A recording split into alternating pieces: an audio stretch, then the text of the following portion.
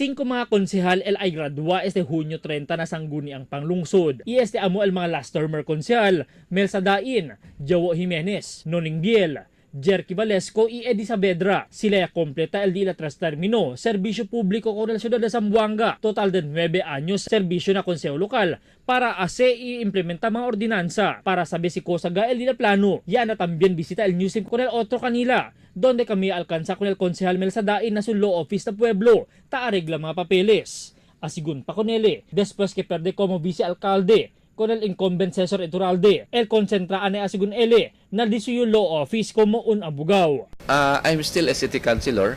I'll finish my term until last day of June, noontime of June 2016. So after June 2016, I'll go back to my private life and I will be engaging just the same in the full practice of my profession as a lawyer. No?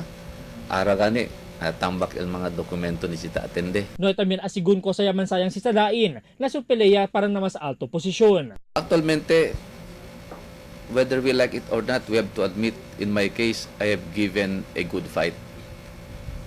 Maskin hindi kita na grande partido, pero we have shown to the people of Zamboanga, the entire people of Zamboanga, that we were able to wage a modest and honest to goodness campaign.